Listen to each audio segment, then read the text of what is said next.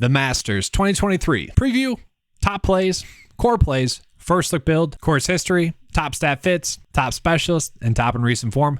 Let's break it down for you. All right, everyone. So the hot streak continued once again last week. We were able to hit an outright bet winner as well with Corey Connors at 21. That was pretty awesome. But as a whole, if we take a look at the player pool, very solid stuff. 24 players, only 2 missed cuts. Ryan Fox, he got us. And a quarter of the players finished top 20 or better, which is obviously good stuff. 2 top 5s, 5 top 10s, just solid stuff across the board there. And then I mentioned week in and week out, like the value plays have been crazy thus far this season. It's been kind of surprising just how easy they have been to really call out on the player pool. And so looking at it last week, I didn't get too much exposure to any of the players, value price point wise, but we can see pretty good results there from that value tier. 1 top 10 and then 1 missed cut as well. We'll certainly take that with 6 players total. Andrew Novak was in there as well. So it's been pretty awesome thus far this season to give not only profitable advice week in and week out, but like the last 5 weeks, maybe 6 weeks, giving GPP winning advice directly to you guys as well, which is just awesome to me. Like, it's a great feeling.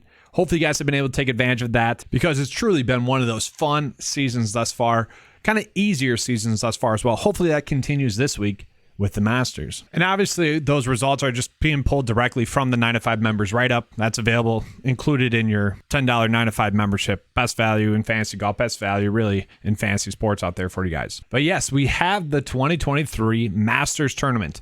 And I'm actually kind of curious to you guys. I have an interesting take. It's the Masters is such a strange tournament in the sense that, like, competitively, it's probably one of the most overrated sporting events for any major sporting event there is out there. Probably the most overrated. But in terms of being a spectacle, it's probably the best spectacle in all of sports. And why is that? Well, it's a no-cut event.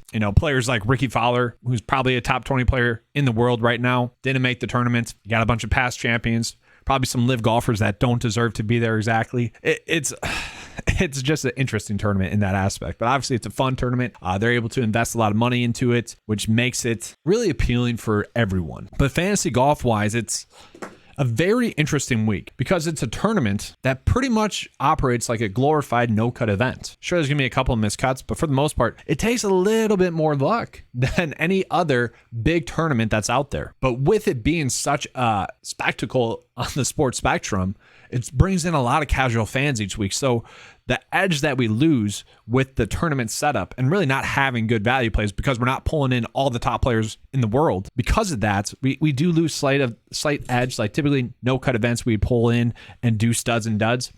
We can't exactly do that with the Masters, but with it pulling in so many casual players each year, there typically is still kind of a big edge there because they'll do some, let's just say, weird stuff. There's a lot more people that try to put out Masters content as well, which does help to create an edge there as well. So it's kind of a weird thing there.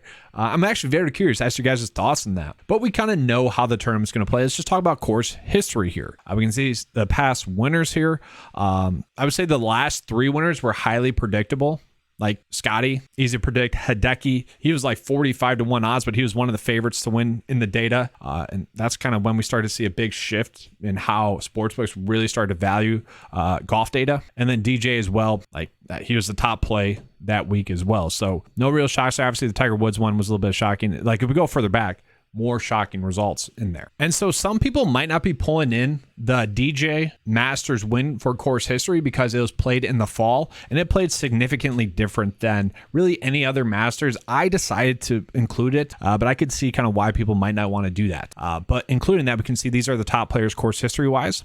Willie Z, and he's going to be the most interesting play this week because I feel like the general public is going to be on much more than they should be. So he'd probably be someone that would be an easy fade in that regard because he has been struggling lately, but obviously does have good course history. JT coming in at soft price point like that. John Rahm, he's another one ownership wise, given the strong course history and given the fact that he's sandwiched between Scotty and Rory, could be a very interesting play there as well. Hideki has strong course history, had 2 really good starts in a row now. He is someone that's kind of a dark horse, someone that prior to last week, and this is why, and I'll get into recent form, this is why recent form, the last tournament matters. A lot of people, and I did this as well last week, will pump out content and picks really on Monday morning or prior to the data from last week's tournament being implemented into sample sizes. And it's crazy how much just one tournament should shift and does shift the data. And Hideki's one of those players. Cam Smith fourth highest price play on the slate, probably warranted. Live golf player. I'll get into the live takes here as well. Interesting there.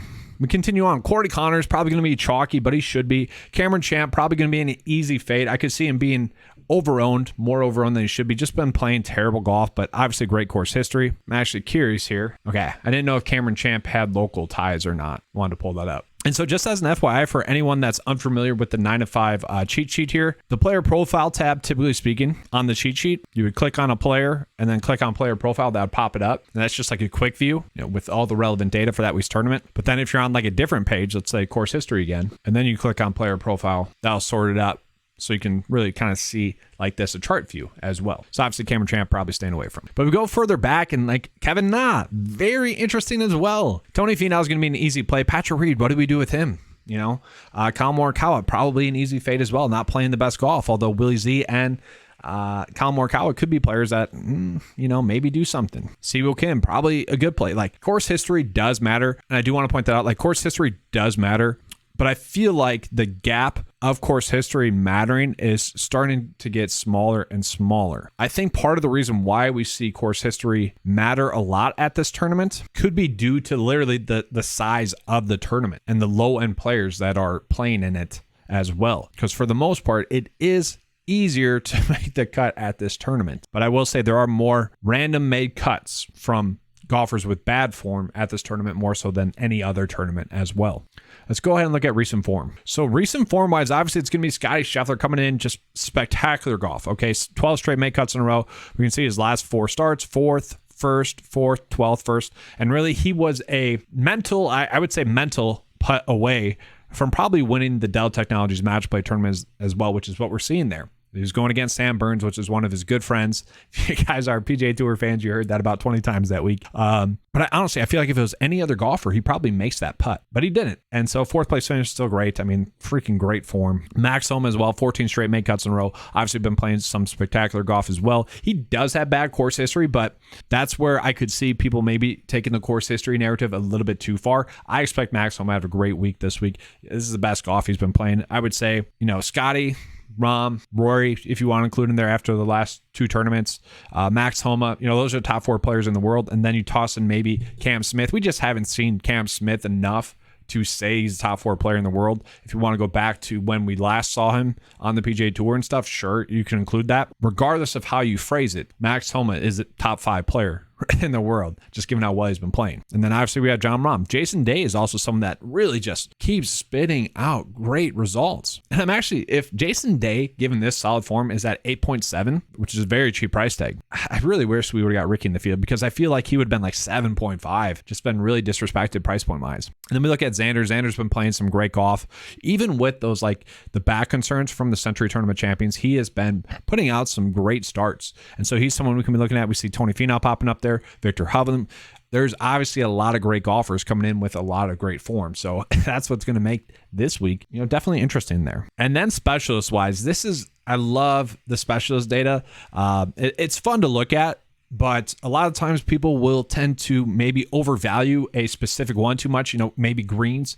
What I do is I put it all into one data point. So like we have the amount of bunkers. Are there a lot of bunkers on the tournament? Who's the course designer? Fairway length, fairway width. Okay, green size, green speeds. We're tossing that data all into one data point. Location. So players that played well at Georgia courses, the par rank, par 72. Rough amount. Is there a lot of rough? So obviously we don't have that much rough. Rough length, scoring, harder scoring track. Okay. And if you guys just want the simple one, we can see these are going to be the top specialists, but it's really fun in that aspect that we can toss in all these unique data points. Now I'm pulling in a old tool for this tournament specifically because I want to see how players produce in the rain because the weather conditions are telling us that it might be windy. So what I did is I typed in rain. I record all the weather aspects of that tournament. That's why I'm able to give out unique data points that really aren't available anywhere else. The issue with rain is it's typically leads to a stoppage, play suspension, or play delayed until the next day. And so that's why I don't have it as a specific data point like I do with wind. That's why I'm going through and I'm just clicking all the tournaments that had rain with it. And some of you guys are probably wondering why I don't include this really anymore. Well, it's just less is more. I just want to give out the most direct data points. It's people come in, they can see who the top players are. Don't need to overthink it. I think I don't think that is the biggest problem that people have in fantasy golf is they do too much. Less is more sometimes. So we can see Minwoo Lee only has 2 starts going into the sample size, but has played well. Same thing with Ryan Fox, who was really the only big disappointment last week. Patrick Cantlay. So he's popping up in there. Just interesting stuff. Kevin Na. Oh, man. Are we going to have to play Kevin Na? Interesting there. JT, Rory, Hovland, Finau, Rahm, Willie Z, Tiger popping up in there. And guys, this is in the 9to5 database, which goes back, 6 years or so. Most of the time when I'm giving this data, it's the past 4 years because that's when the data is most significant. Obviously, with the data point like this, where it's a very small sample size, I'm just pulling them all in. But we can kind of just see. And then let's just look at who are players that might struggle more. And they're going to be the players that you would kind of expect, right? I mean, like maybe Keith Mitchell. He's a player that I like. Maybe we stay away from him now because he struggles in the rain. That's about it. Salik Tagala, that's kind of alarming there. Seamus Power as well. DJ probably not touching then. It's kind of another way to look at it, but just want to give you guys that information. I thought it was possibly useful, possibly could be an edge this week. And then lastly here, let's get into the top stat fits. Now, I am definitely pulling in much more data points than this key stat wise. Pulling in par 5 scoring, okay? Pulling in strokes gain approach. Pulling in ball striking, total driving. Obviously, this is Augusta National. They are designing this course to be challenging, okay? It's supposed to be the most unique tournament that is also the most challenging. Okay, that is how it's set up to be. That's why I want to include all those data points. And what's interesting, Bryson, if we go back far enough, we'll be pulling in some stats as well. I'm not touching Bryson. I just thought that was interesting. We go lower, Usti as well, but then we get to Finau, Hatton, Cantlay, Neiman popping up in there, Homa, Jason Day, Fox. I'm not touching Fox, man, buddy. So we can kind of just see who those top stat fits are. Now let's go ahead and get into the high tier price point tier. Now, I do want to start off with saying the question everyone probably has is, what do we do with these live golfers? It is very difficult to know kind of where they are at competitively, okay? And this is very difficult to gauge. Last season, basically all the live golfers sucked that were going over to live golf. They were producing results that were always, I shouldn't say always, obviously there's like DJ had a couple good starts. Cam Smith, he really played on the PGA Tour up until the new season, so he doesn't really count in this, but they were all producing results that were less than expected. And it kind of made it tough to gauge. And then it was once those players left the PGA Tour for live golf, it was kind of eye-opening. It's like, oh, okay, that's why, because they weren't as mentally invested in those tournaments. And they were just, playing to play more or less. They had 1 foot in, 1 foot out. And so now the question is, with so many rounds of not really competitive golf, and I know some of you guys are probably live fans and say, no, it is competitive golf. Yes, and no. Obviously, there's no cut. If they don't have it that week, it doesn't really matter. They're still going to get their paycheck. It's just a different mental aspect. The good thing for those golfers is the fact that I started this video saying, hey, the Masters is pretty much a glorified no-cut event. And so with that, in a unique way, it could kind of benefit those live golfers because, well, they've been playing in those no-cut events. They've been playing in that kind of aspect there. So kind of interesting there. Obviously, they're going to have to play another round, and that's where I know they did throughout their whole careers, but at the same time, you take and add in another round, it's tough to see them really producing desirable results, kind of given their price points, especially with some of those players. Now, there is a couple that I'll call out that I think are going to be good plays. And like for me, Cam Smith is going to be one of those players that I think can kind of take the mental hurdle and go out and play well. He's played well at this tournament in the past. Now, DJ kind of seems to be playing better golf, but like a lot of people are going to resort to like the Orlando Live event. Like that's a home tournament for a lot of those guys. Being in Orlando, being in Florida. Brooks Koepka won it. I would say like, yeah, it's in Florida. They probably should have played well. Obviously, it's a cheap price point, but he's going to be tough to click on when we have better safety in other players as price point that are also as cheap and probably better upside plays. We don't have to worry about kind of the mental aspect of them. And so what do we do with Brooks? It's tough to say, like, where is he at mentally? Because with Brooks, it's never really, how's his game looking? It's really never been that. This guy would suck coming into majors and then produce some good results. So I really don't care about this. Is he worth tossing in a little bit? Probably. Was he actually injured coming into last year's Masters? Maybe. I think it was more of a mental thing for him. I think he was just kind of wore out. It is a soft price point. I might be able to end up on him. Patrick Reed's going to try to play well. It's going to be tough to see him not making the cut. Like, he wants to send a message. If you talk about players that are like PGA versus Live, it's Patrick Reed. He'd be probably number one on that list. I would say Cam Smith doesn't really care about like PGA versus Live. DJ obviously doesn't care. I don't think Brooks cares. Patrick Reed is probably a player that does care. So maybe there's an edge there. Then lastly, someone like Mito. Like, seems like a soft price tag for him. Doesn't have any Masters experience. At the same time, that's probably why I expect him to be mentally sharp, because it is going to be his first start here. Okay, so just kind of interesting thoughts there. And I could go further, but I don't think we want to touch Sergio. He's kind of sucked at this tournament the last 2 years. We could potentially play maybe Taylor Gooch, but it's okay.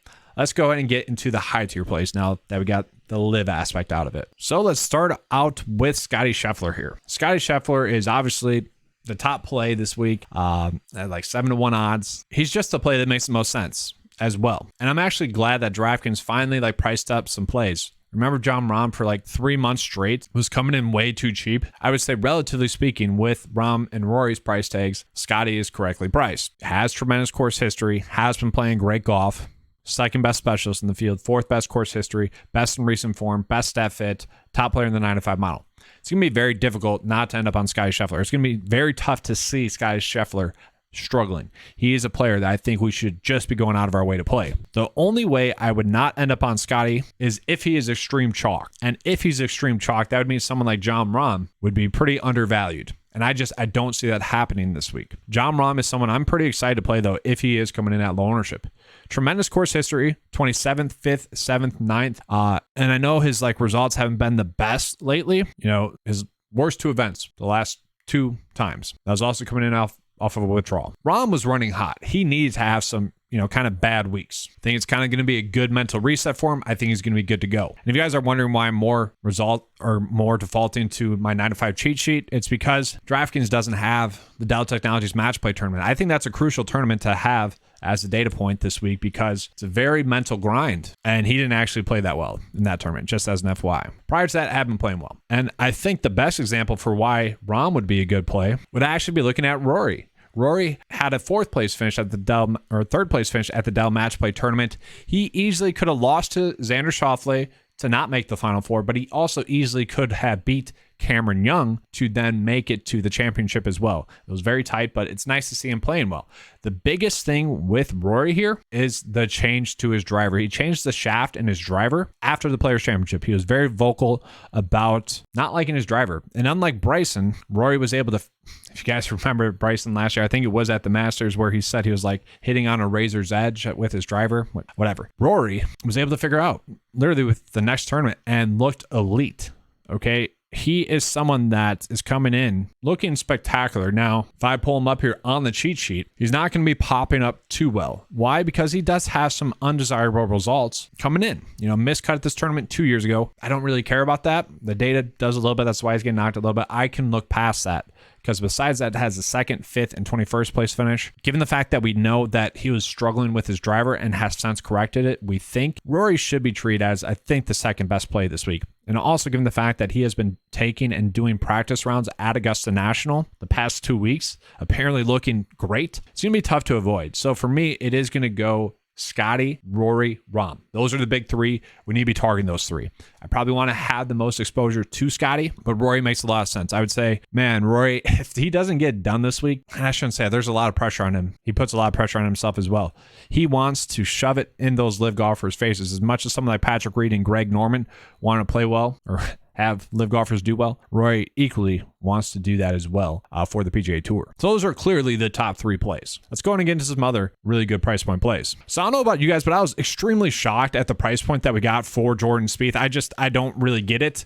We can get better plays or just as good of plays at a cheaper price tag. So for me, just given the price point, it's going to be someone that's going to be a fade. And it's not like he's a bad play by any means, but the Masters is very much a tournament, especially top-wise, where it's very small, the little edges that we are getting, and I feel like we are losing the edge if we would be playing Jordan Spieth at this price tag. Now, sure, can he be in contention? Well, definitely. He's been a little bit hit or miss, though, and so really the bet would be for him to not get a top 10. And what I mean by that is like really right after that, at a $200 price decrease, Patrick Cantlay is a really strong looking play this week. It was coming in with four good results, other than what DraftKings would say. 4 good results here, including the Dell Match Play tournament. Hasn't had the best course history here, which to me is a little bit shocking. It does seem like he has been struggling mentally with the greens, but it's not like, the past 2 starts have been bad. 39th missed cut, but then prior to that, 17th, 9th. I feel like given those results that he's had recently at this tournament, he's going to be someone that's going to be disrespected ownership-wise, and I wouldn't be shocked if he's the top ownership leverage play. We don't have that data coming in just yet. It's a little bit too early for that, but he is someone that it wouldn't be shocking to see come in as a top play for the Masters ownership-wise. And in that scenario, I think we could be on him more because I do expect Jordan to be chalk, and it'd be one of those situations where they're priced right next to each other. Thus, we'd want to be on Cantlay a little bit more ownership-wise. And then from there, let's just scroll down a little bit so you guys can see it. Like, JT is someone that really is looking like a standout play. Strong course history, 8th, 21st, 4th, 12th. The issue with him is going to be his lack of great starts. I just don't think we have to worry about him missing the cut. He's produced some good results. They just haven't been elite. And so I'm glad we're not getting him at, let's say, Jordan's price point. He does rank out as a better play than Jordan this week, just given the fact that he's a little bit safer than Jordan as a play. He seems like a very safe play. Do I think JT can win this week? Yeah, obviously, yes, but I feel like because the only reason why we would be playing him is for safety, and this is basically a glorified no-cut event, I don't know how much I'll be able to end up on JT this week. And then I do want to mention Max Homa again, because I feel like a lot of people are going to put too much weight on ownership or on course history. And the thing with Max Homa is he was not a great player in his first 2 starts at this tournament. Last year, kind of a lackluster start, though, 48th. But I think just making the cut, having that course experience is going to go a far way. Reason form-wise, second best in the field. Stat fit-wise, top 10 stat fit. Overall, top 10 play in the 9 to 5 mile while having some of the worst course history in the field. Top 12 specialist as well. Now, I know Augusta does somewhat take some shot shaping, and Max Homa is very much what changed his kind of career was I'm not doing all these different shots. Max Homa decided that, hey, I'm going to be a straight hitter. I'm not going to make those stupid shots that have a lot more variables that go into it. And so that could be a reason why he does struggle, especially if he's not hitting it as well as he typically does. I just think he's going to be someone that does step up. I'm very curious to see what his ownership is as well, because he could be someone like Cantlay, comes in a little bit too low owned. We are getting a top 5 player in the world at an extremely low price point. And then from there, I do want to mention Xander Schauffele, and Tony Finau would be a mid-tier play. Xander, to me, if any of you guys have been following this channel for a while, you're probably doing well DFS-wise, but also, that Xander's one of my favorite players. Now, every year, there's always kind of some sort of random miscut. To me, that was Xander last year. 2 years ago, it was Sungjae Im. 3 years ago, it was Sergio, I believe. 4 years ago, Paul Casey, where there are these really strong plays that just didn't have it that week. It is fantasy golf. Players might put a little bit too much pressure on themselves and then just struggle. We look at Xander as well. I kind of feel like that's what happened, because he had been someone that really was right in contention to tournaments out of the last 4 years. We see that 3rd and 2nd place finish. Great results. And so maybe he just put a little bit of pressure on himself. Now, I love the fact that Xander is coming in really looking strong. He almost beat Rory to make it to the championship, or to make it to the Final 4 of that Dell Technologies Match Play tournament. I thought that was huge for him. He's never played poorly at the Dell Technologies Match Play tournament, but he definitely took that next step. Now, he did have the second easiest path to the Final 4, given his draw, but it was nice to see him be able to convert out of that. Now, if we look at it, we can see recent form-wise, over the past 15, over the past 5, and over the past 10 starts, ranks out top 10 or better, top 8 or better in all those. 3rd best specialist in the field. He is someone that should produce good results at this tournament. He's just a even keel type of player, which is kind of what you need at this tournament. You can't be high and low. And so I expect him to bounce back. I think he makes for a great outright bet as well. If he were to win, though, I feel like he would have to fall into it. He would have to be chasing the leader. Xander is a funny guy. He had a chance to kind of close out Rory, and it's literally every time he gets a chance to close out a win, take control of an event, it's a duck hook. And so I pray that he is trailing the whole tournament and then takes the lead in the 3rd to last group, and then who's ever winning is choking. That's how he's going to win. And for what it's worth, I would say this tournament here 4 years ago is a perfect example of that, where right when he got into contention, right when he had a chance to really take over and take control of that tournament, he choked. He hit in the water. It's just classic Xander. And now we get into the mid-tier. I do think Tony Finau is going to be a very strong kind of play. He is basically the same play as Justin Thomas. just cheaper. And so that's where I struggle with Justin Thomas. We can see actually the data loves Tony Finau this week. It's because he has been making a ton of cuts in a row. My data really values safety while not ignoring upside. That's what my data is trying to do. So that's why someone like Tony Finau, who's been on a made cut streak, and really all of his starts have been solid starts, that's why he's getting valued over someone else. And if we look at the course history as well, he's made 4 straight cuts at this tournament as well. So it does value that a little bit more. And that's why, kind of going back to the values, that's why we have so many like little missed cuts when it comes to like the value plays there, the under 7K plays, because it's really concentrating on that type of data, both safety while also capturing upside. So that's why someone like Tony Finau, you guys might see this and be like, why is he ranked 3rd? That's going to be why. But I wouldn't say it's not warranted. Top 5 specialists, good results at this tournament. Heck, he popped his foot out on a practice round after making a hole-in-one on a par 3 and still went on to make the cut. He's someone I expect to play well, and he's too cheap. He kind of seems like a starting point for most rosters. So I always like to give kind of a first look build, and I hope you guys have been paying attention to that. It's been solid this season. I think he makes for a great starting point in rosters. So from there, a lot of people are going to like Jason Day, and I do too as well. This is a very interesting thing where if we look back at his past 2 starts at this tournament, he just wasn't playing all too well like he is right now.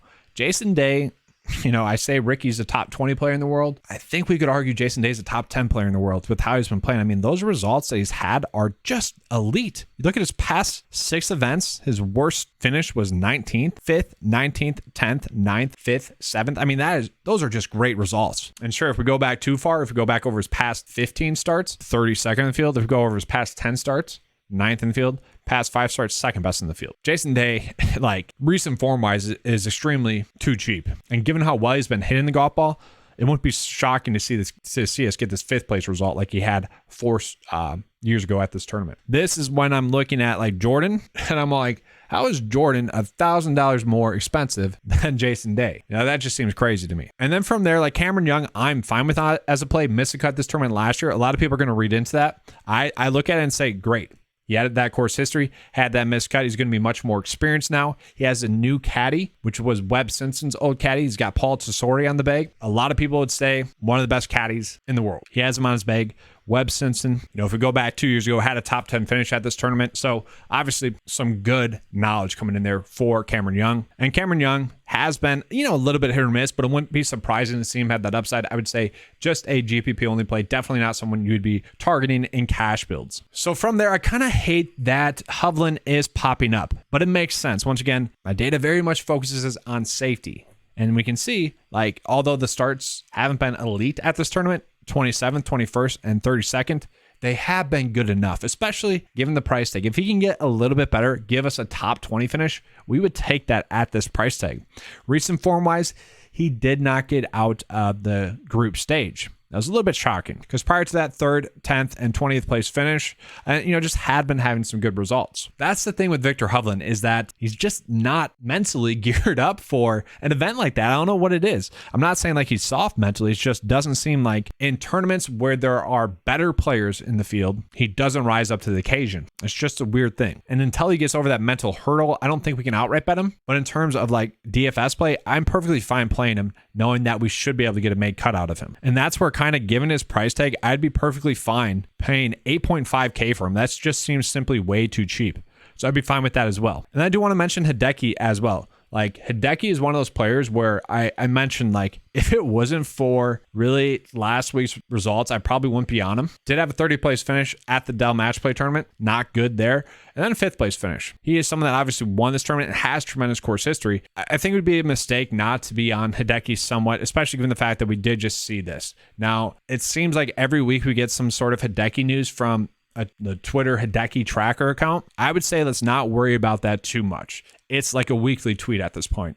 It's like the winning trends tweets that are pretty much saying, hey, golfers, and I tweet this out, golfers that have good recent form, have good course history, are the golfers that tend to win. It's like, yes, no duh. Like, that's how this stuff works, That's kind of how it goes with Hideki. So I'd be fine with him as a play. He is more of a shoulder shrug play. I think if we end up on him, we feel comfortable with. We feel more than happy to end up on him, but not someone I would say we're going out of our way to target as well. And then lastly, this is a strange price point for Sungjae, but also I kind of get it. So if we look at Sungjae's course history, 8th, miscut, and 2nd. And I mentioned like a bunch of shots that live rent-free in my head. Beau Hossler, at the 2022 Valero Texas Open. Lives rent-free in my head, where he shanked a bunker shot, OB, well, firmly in contention. He was a long shot bet for me. Shane Lowry chipping a bunker shot into the water at the RBC Heritage on a short par 3 when he was firmly in control. That one gets me. Sanjay M, I forget what hole it is to be exact, but he chipped a ball from just off the green and it rolls into the water. And then he struggles. He got a quad on the hole. And then from that point on, he knew his Masters was done. Thus, he missed the cut. Random stuff does happen like that. They're going to be blow-up holes. But I kind of just see that as it was a blow-up hole, so we can kind of look past that. And so Sanjay has been having some good results now. 3 straight really solid results. He had a kind of a weird mix in there of kind of bad results, but prior to that and before or since then, has been having some good results. So I think Sanjay at this price tag is also someone we are trying to go out of our way to play. We can see he's coming in as a top 10 pick in the 9 to 5 mile. Obviously, that's going to be because of his good results at this tournament. He's always someone that ranks out as a good stat fit, but he's a top 10 specialist as well. So Sanjay is looking like one of the players that, just at this price tag, every week there's a player that's kind of just the correct play given the price tag. Ben Martin was that play last week where the price tag was just simply way too cheap. End up rewarding us with a top 12 finish. More times than not, these plays that are just simply too cheap are going to reward us with good results, top 15, top 10 finishes. Sometimes they'll just randomly miss the cut, but I will just always kind of take those plays that are the correct plays on paper. To me, that's Sanjay M this week. All right, so now let's go ahead and shift down into that low tier price point tier. All right, so looking at I'd be fine ending up on someone like Shane Lowry. He's been a little bit of a disappointment lately. Terrell Hatton, prior to really the whole wrist thing popping up at the Dell Technologies Match Play Tournament, had been an elite play. I do expect him to make the cut. Neiman, we could end up on him. I feel like he's a little bit priced up. I don't know if I want to go out of my way to play him. Tommy Fleetwood is kind of an interesting play. He was someone that was extreme chalk a couple of times thus far this season, and he is someone that kind of just always disappoints chalk-wise, but he always does seem to show up at the Masters. I'm not saying he's someone we're really targeting, but kind of like Hideki, in a way less so way. If you end up on him to close out your build, I'd be fine with that as a play, more or less just a shoulder shrug play. So this is what's very interesting. We look on paper, Brooks Koepka is one of the worst plays given his PGA Tour data that we have coming in. Why? Well, he was really struggling injury-wise, apparently. I think it was mentally as well. We kind of saw that with the Netflix Full Swing documentary. Course history-wise, 2 straight missed cuts. We get that. Prior to that, had played well at this tournament. So I'm not saying he's someone that should be a full-on fade. If you guys are Brooks Koepka fans and you want to roster him, sure, but that's kind of the only way I'm trying to play him. And then Corey Connors. Corey Connors is going to be one of those players that is extremely difficult not to play. I don't really care that he won last week. I think had he blown the lead, I would have been less likely to play him. But the course history is just elite. 6th, 8th, 10th, 45th. The recent form has been solid. Did have a random miscut mixed in there, which does happen, but that miscut was long overdue, and it was nice to see him mentally reset, go 17th and 1st since then.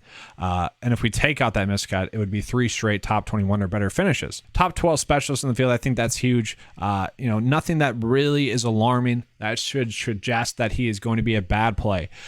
Do I think he's going to win the tournament, 50-1 odds? We're probably just not making that, but DFS-wise, he does make a lot of sense. Coming in as a top 15 play, he's going to be someone that, once again, just given the price point, is the correct play. And so by now, I think you guys know my strategy. It's make the best build we can possible to start out the week, and then we can make some pivots from there. So it's not like we're going to be 100% on Sanjay or Corey Connors, but at this point, as it sits right now, I am just worried about making the best build we can possible. And so for me, it is clicking in Sanjay and Corey Connors. And then for me, Siwoo Kim is another kind of one of those shoulder stroke plays where, given his price point, I'm perfectly happy to end up on him. He really had that one bad hole last week where it almost cost him a made cut. It was nice to see him be able to bounce back from that. I think he's a very solid play across the board this week. I'm not exactly sure he's someone I'm really gung-ho about. Every week I make my player pool, which is core plays, high exposure plays, mid exposure, low exposure plays. He's probably going to be a mid exposure play